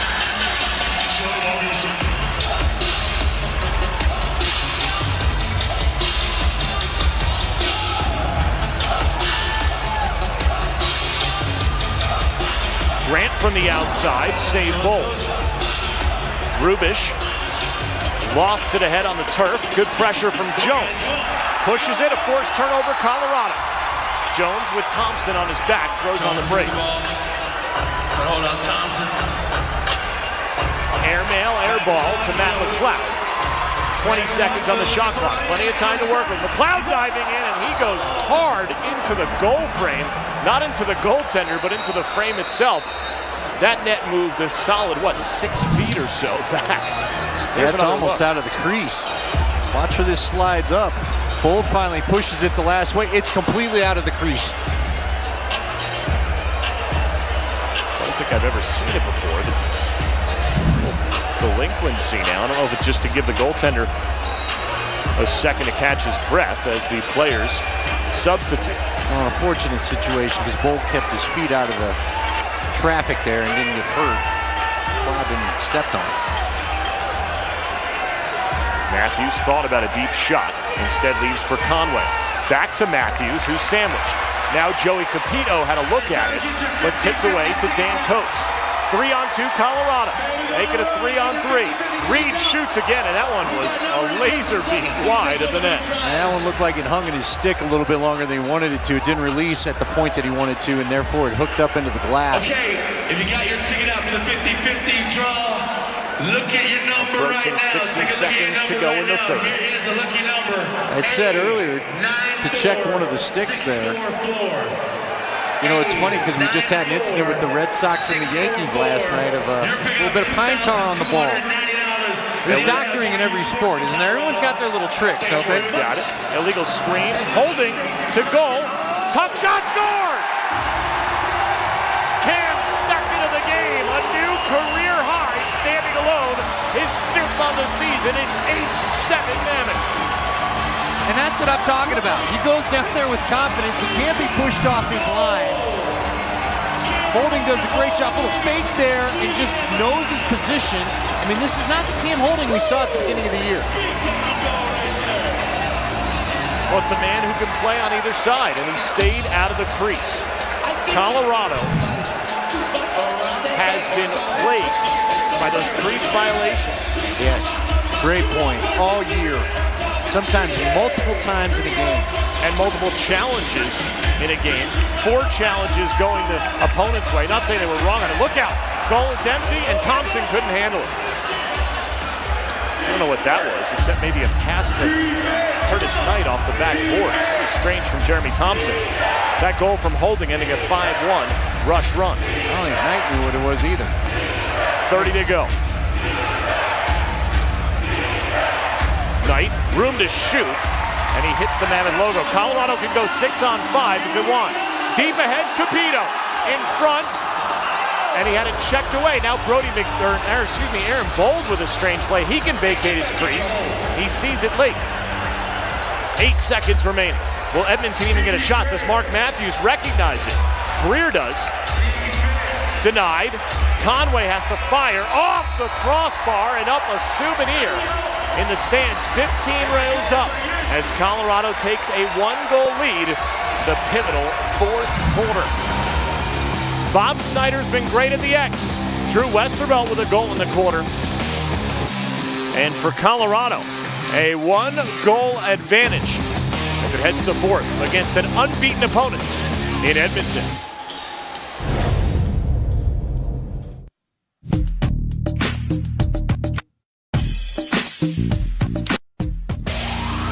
Welcome back to Pepsi Center on this Friday Eve. It is the last home game of the season for the Colorado Mammoth. We're heading into our 4th quarter now. Colorado Mammoth lead Edmonton 8-7. Join me here is John Gallant. D has been looking really strong in the past few games, especially tonight. You guys are really holding against undefeated Edmonton. What's going on? And something kind of the coach is saying, I see a turn happen when that happened. It's more just a philosophy we're trying to do. We're trying to play as a 5-man unit and really rely on one another instead of just individually playing defense. It's very noticeable. I see it even on the bench right now. Explain to people at home, the bench just seems like one unit. It's really good, even with the coaches jumping in there. What was kind of the change that has brought together that bench? I think it's the confidence, that they brought us. We started trusting each other now. We kind of got one message. We know what we're supposed to do, and that's really creating that trust that when you're out on an island, you got 4 guys there to help you out. Thank you very much, John. Back to you guys.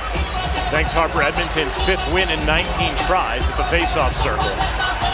Now, public address announcer Willie B going in the hot tub, taking a dip for the first time in his 12 seasons in the position as Dylan Ward makes the first save of the 4th quarter. 2-on-1 Colorado. Now Edmonton back defensively. Capito shovels back to Bob Snyder. Ball loose. Bold still in cage, and frankly, I don't know if the fancy footwork and passing was the wisest in that position. Capito's had great quicks tonight. I mean, he's been a tough cover for whoever's tried to be on him, but you're right. The one-handed pass that seemed to surprise Snyder was maybe not the way to go, but Colorado just has to hang in there. It's a one-goal game, and it's been their game most of the night. Edmonton's showing the fire that's kept them undefeated to this point here in the third quarter and got them right back in it. Good hustle by Dan Ball to get off the floor. Cam holding off the near boards. The shots on goal were even through three quarters. Colorado's 35 matched its total from a week ago. John Grant Jr.'s fourth on the night for Colorado, a 2-goal lead. And credit the ball movement again. Cam Holding picks up a long pass, gets it up top to Westerveld. He shoots it cross floor with no traffic in the way. See the completion of it right there with Junior. Got a little freeze there now. Junior's so incredibly quick, even the equipment can't believe it.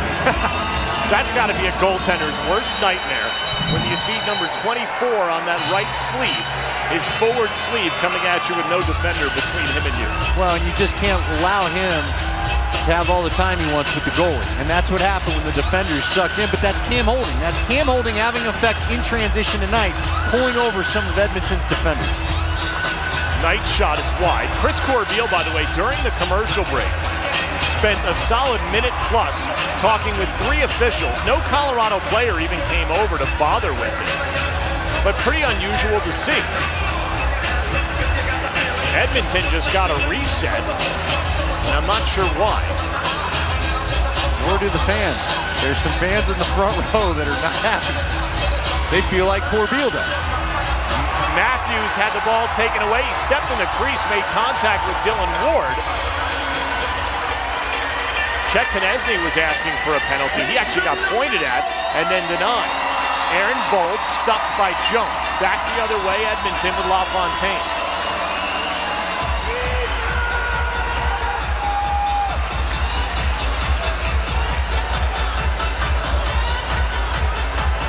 Illegal screen from Greer sends John Gallant on all fours. Boy, an interesting story about Konechny. I was talking to a couple of the guys that stopped out for one of those Mammoth happy hours that you folks do, and I was talking with Dan Coates, who told me last game I had said I didn't really like the matchup Konechny was in with Poole, who had about 50 pounds on him. The coach said that Konechny's the one that chose to have the fight. Grant wraps around the back. Empty net, and it's Colorado's third power play of the night. Who's heading to the box? Another hold called. It's Brett Metzke. You guys know how to do this. Hey, number 2! Get another look at the penalty. That's the shove from behind. That was the illegal screen, actually, down the other end of the floor. Came from Greer. And here's the hold. It actually happened before that. Grant tried a little around the world.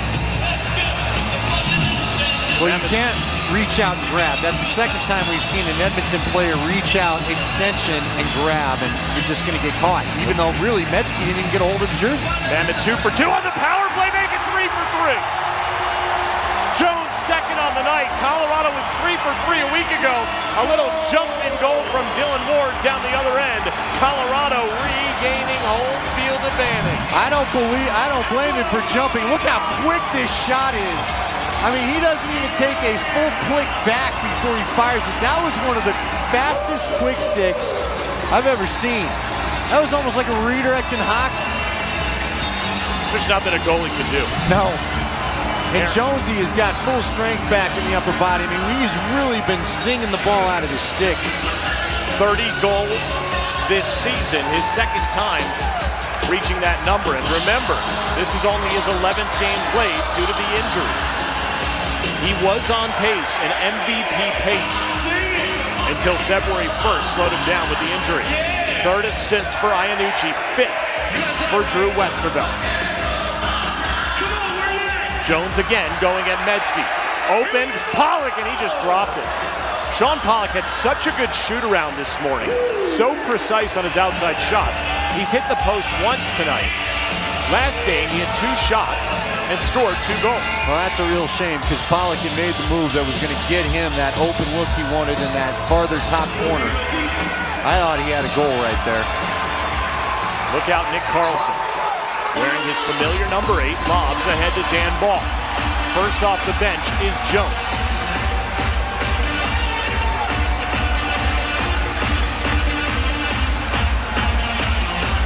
Nathan Iannucci, I mentioned the cover of the Game Day program. His Q&A and Complete the Sentence was simply priceless. And it's unfortunate that he couldn't have had a 3-page insert. We had to trim down the answers a little bit. Open man off the bench, Jared Davis, and a save by Dylan Ward that somehow floated away. A loose ball push against Colorado and Bob Snyder with 10:35 remaining in regulation. Matthews shoots is wide up into the net, and they're going to say that it was tipped by Dylan Ward. So a new Edmonton possession. Edmonton actually got away with having too many men as Corey Conway got off the floor late. Feed from Knight, save, Dylan Ward.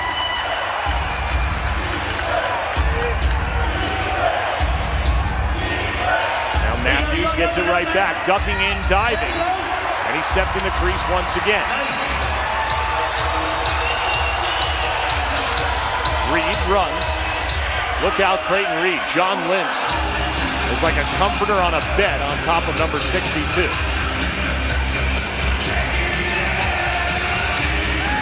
You know, it's interesting when you watch Edmonton, and you talked about the numbers that Matthews has. Pollock works it around deep. So Garno open. Knocked down by Lintz. Nice defensive play, and there should be numbers for Edmonton, but Lintz trots off. Cornwall was running with Conway. There just isn't anybody to create space right now for Mark Matthews. I mean, he's getting mugged when he gets in there, and you saw where he gets frustrated and tries to take on 2 or 3 players. I'm sure he saw John Grant Jr. play back in the day a little bit. Looks like he's trying to get that kind of game, but they're on him. Again, like a comforter on a bed, Josh.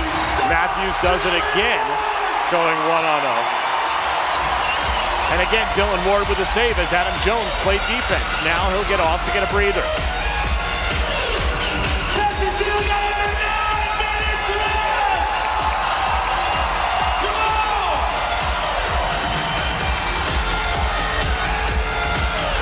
Grant the hot hand tonight.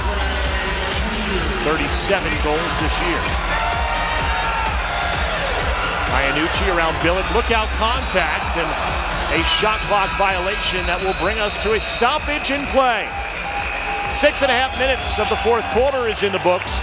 Colorado finds itself with another 3-goal lead. Adam Jones, quick stick on the power play. 10-7, Mammoth. Its largest of the second half. Lacrosse fans, pick up your Colorado Mammoth memorabilia and apparel now for that special sports fan today. Need your Mammoth team jersey, look like the pros. Stop by the Altitude Authentic store at Pepsi Center or log on to altitudeauthentics.com to shop 24 hours a day.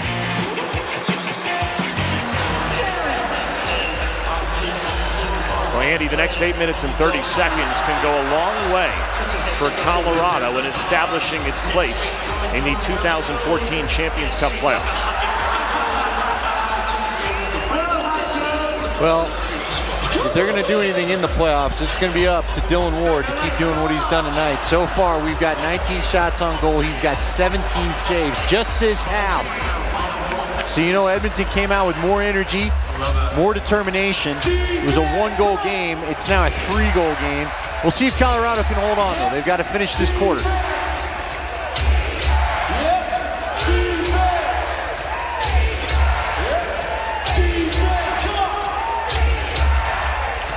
Edmonton, the road grays with black shorts.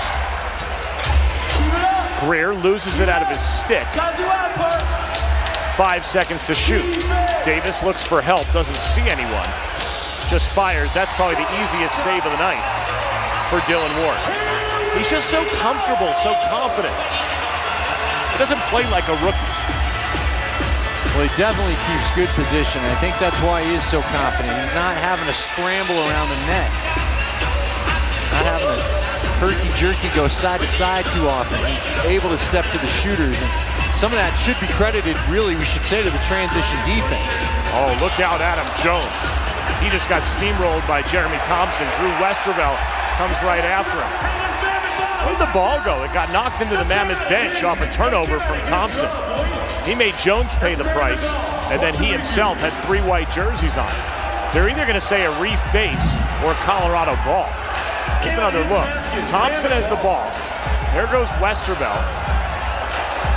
The ball clearly had to be held by Thompson for it to go in.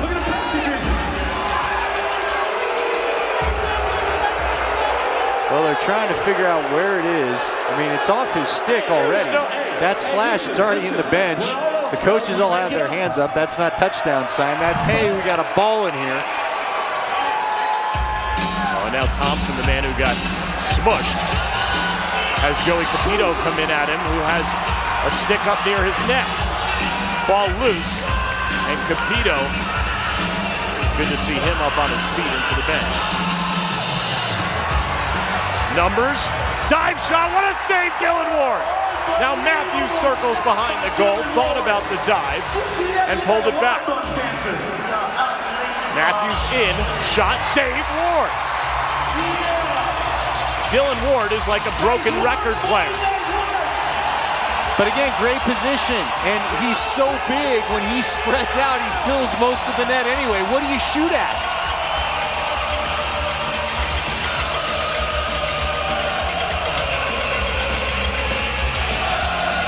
Iannucci, open man, Westervelt. No angle, left-handed shot. And McLeod is able to push it toward the hot tub, and that far goal line extended. I thought Drew was going to give us another dunk attempt, and I think he read it maybe on the defense. It's got to be out now. We're near the end of the season. Drew likes to dunk. So good to see him change the move up. Even 6 to go. Greer, another save by Ward.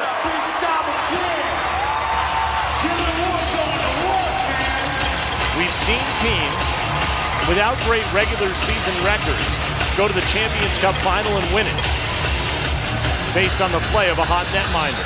I'm not getting ahead of myself here. I'm just saying Colorado has a goalie it's confident in. Grant, shot, bold save, didn't know where it was. And Chris Corbeil, with the captaincy, picks it up and sprints ahead. You and I have seen the Mammoth at home every year, and this certainly, the last 2 weeks has felt different than anything in the last 3 years, possibly. Greer around his man, and Dylan Ward denies again.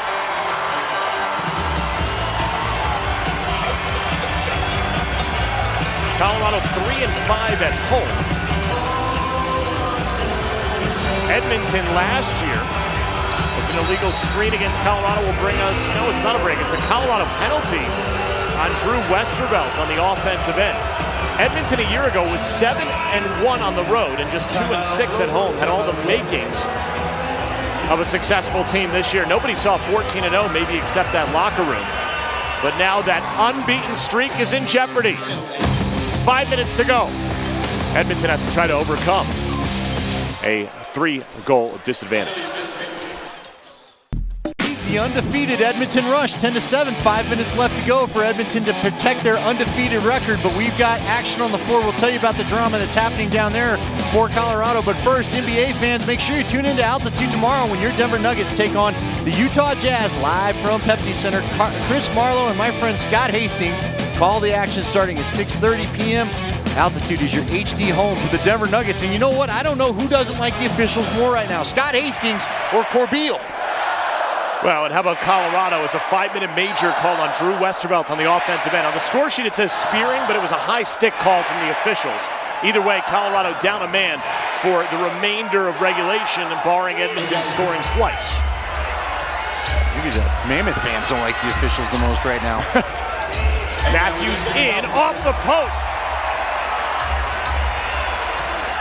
Conway's the point man. Church has a catch with it.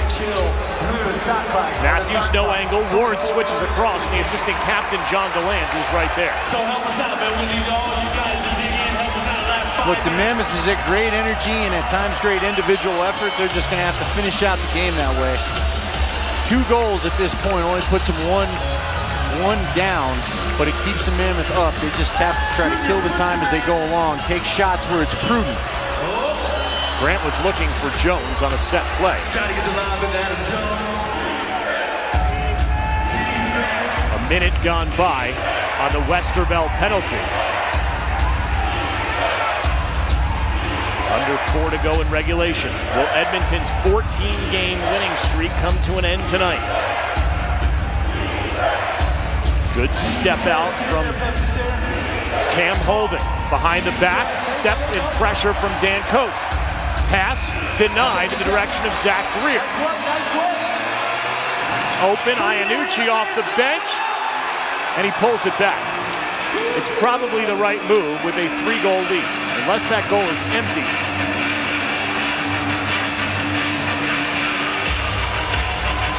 Cornwall on the back, 13 covering 23, 3:15 remaining in regulation. Following the shot clock, excuse me, Andy.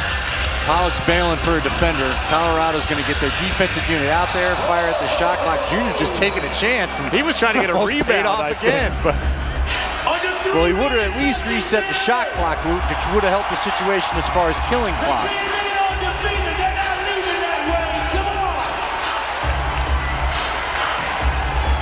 In front, Conway scores. 10-8 Colorado. Conway's second this evening. And Colorado's lead is 2. Now this is just smart lacrosse here. Conway sneaking into the space that is open in the middle. It's going to be vulnerable there at any time. Matthews doing a good job of keeping his eyes up, finding his friend, and it's a nice job of cutting it where the defenders weren't. So that's one of them. See if Colorado can prevent getting back to even by giving up another one at this point. Face-off win here would help. Snyder had it poked away. Billick still going after it, lunging in the direction of Kyle Rubish as the Mammoth face-off man trots off.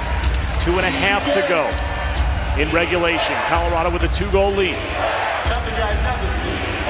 Conway feed Church off of Conway's stick.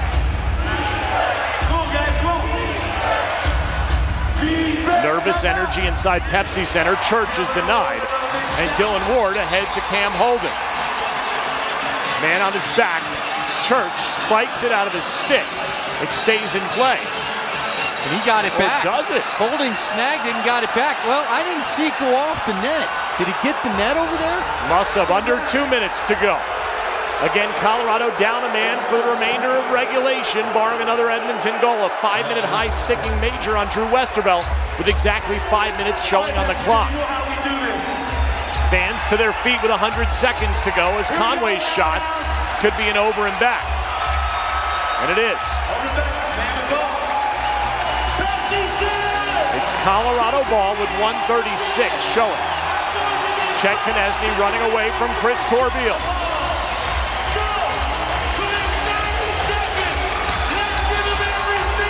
Pick up high from Sean Pollock. Iannucci looking for the man Pollock, who was the picker. Willie B telling the fans to get louder. Jones goes off, defender on. Iannucci leaves, and Kyle Rubish brings it up.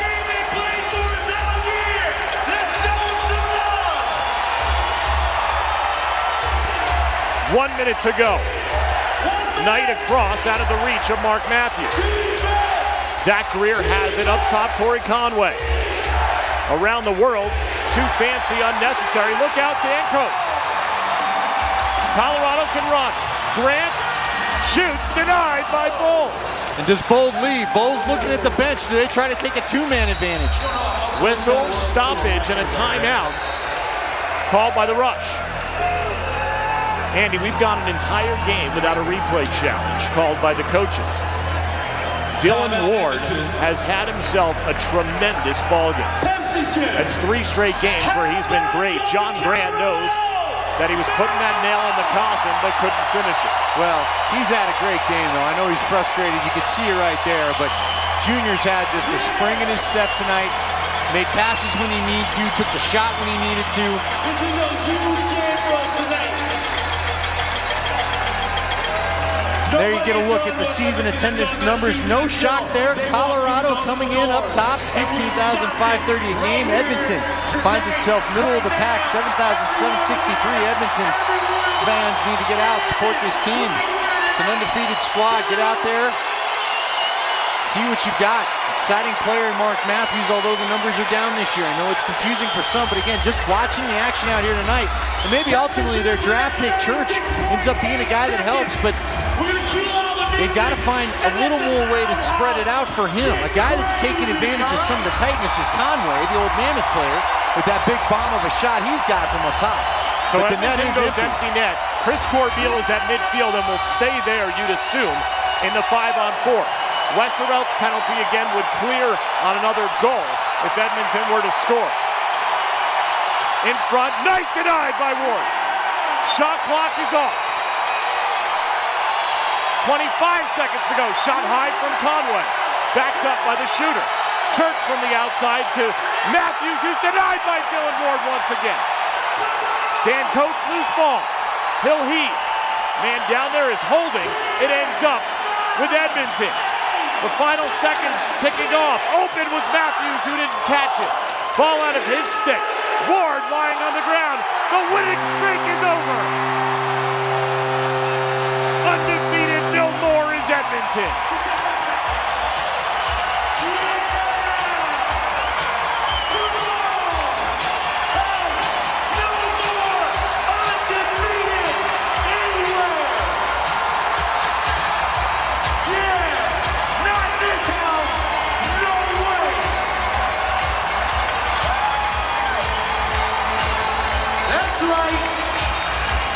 Colorado becomes the first team in the National Lacrosse League to defeat the Edmonton Rush this season. A 10-8 victory at home for Colorado 6 days after falling by just a goal to this same squad.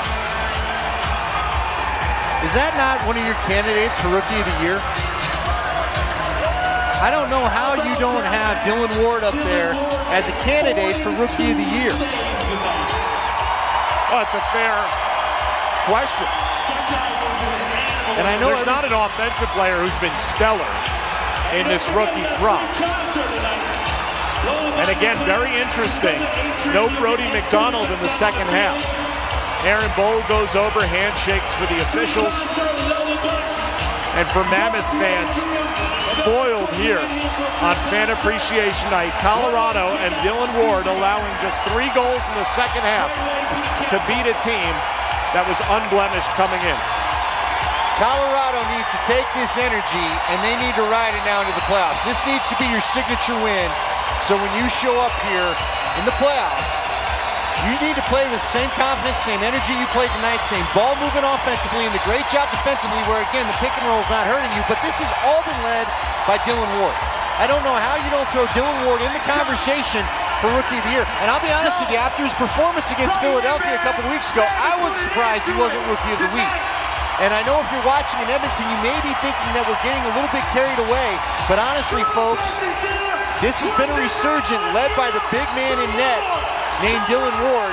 And if you're an Edmonton fan, it's a disappointing loss as far as losing the undefeated season. But you know the Rush are going to say, hey, it's all about the playoffs for them. Dylan Ward is tonight's Peak Kia player of the game, 43 saves. And he's down on the floor. We have Snyder who handled every face with our own Harper Babin. We'll get to him in just a moment. John Grant Jr., the number 2 star. Bob Snyder, the number 3 star. Dylan Ward, the number 1 star. That's right, Loud House. Right now I'm here with number 1 star Dylan Ward. 42 saves. Take that in from the fans. Just take it in one more time. 42 saves. Dylan, I got one question for you. How does it feel to give Edmonton Rush their first and only loss of the season? You know, it's big. We've dropped 3 games to them already this year, and we just wanted to get back on the winning track. Of course, ending their undefeated season was in the back of our minds, but first and foremost, we just want to get a win for the fans on a Fan Appreciation Night. That's right. Take a look around, Dylan. Everyone is on their feet. This is for you guys. Dylan Ward, thank you. The Peak Kia player of the game is number 45. guys, don't forget, there's an awesome Andy, in the second half, he had that stretch, 17 saves on 19 shots on goal. He allowed one goal there at the end in the 5-on-4, the 5-minute major high stick to Drew Westervelt. You know Drew Westervelt felt terribly for putting his team in a dangerous situation late. It ended up not hurting Colorado in the end. No, it didn't. And again, this just should be one other little thing that the Mammoth uses to build the confidence. Look, Edmonton made their run. You knew it was going to be coming. They're undefeated for a reason. Edmonton makes its run, and it doesn't matter because you've got the guy that can't stand up to it. And now, in a way, it works out in Colorado's favor because guess what? Bold, another fantastic goaltender they may see again in the playoffs, was in net in the second half. So there's no way you can demean what Colorado was able to do as far as getting the victory. Well, let's take a look at Dylan Ward's night. And God, a lot of highlights to choose from, 43 stops in all. And so many times, that save was great. So many times he made it look easy. He makes it look easy, but what's the common theme in all these saves that we're showing here? It's the fact that he's in good position. He's square to the shooter. He's not scrambling around the net. He's not, and Colorado's doing a good job with the defense. You see Edmonton not even try to pop the ball around or take shots or make him move cross crease to find guys. Fantastic job by Ward, and the defense needs to be thrown in the conversation as well. Yeah, credit to the 5 men who played in front of number 45. More post-game coverage right around the corner here on Altitude Sports. Edmonton 14-1. Colorado wins 10-8.